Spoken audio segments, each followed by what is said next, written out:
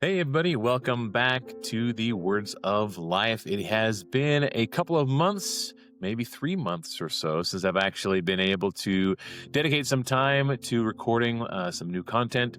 And I've been missing it, and I hope you have too. I've decided it's December 1st, and one of the things that I'd like to do on a regular basis is to dive into the Book of Proverbs and a lot of the wisdom literature that we have within the good word. And so today, let's just go ahead and dive into Proverbs chapter 1 and just read it together. Does that sound like a good plan? Let's dive in. Proverbs chapter 1, the Proverbs of Solomon, the son of David, king of Israel.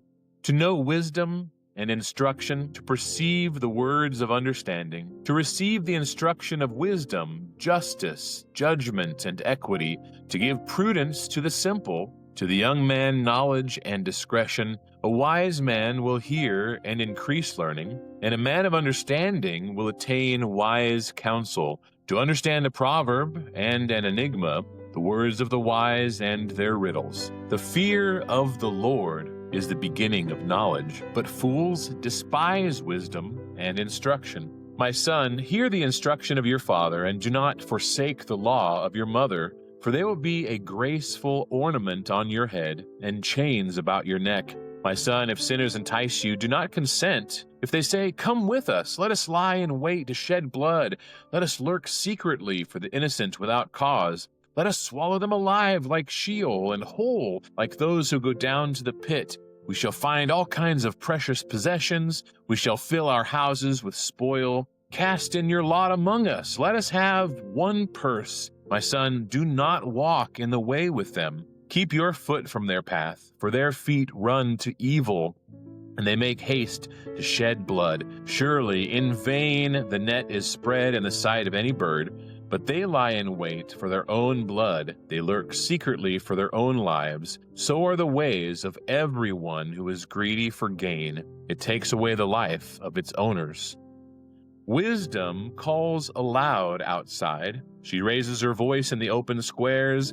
She cries out in the chief concourses. At the openings of the gates in the city, she speaks her words. How long, you simple ones, will you love simplicity? For scorners delight in their scorning, and fools hate knowledge. Turn at my rebuke. Surely I will pour out my spirit on you. I will make my words known to you. Because I have called and you refused. I have stretched out my hand and no one regarded. Because you disdained all my counsel and would have none of my rebuke, I will also laugh at your calamity. I will mock when your terror comes. When your terror comes like a storm and your destruction comes like a whirlwind, when distress and anguish come upon you, then they will call on me, but I will not answer. Then they will seek me diligently, but they will not find me.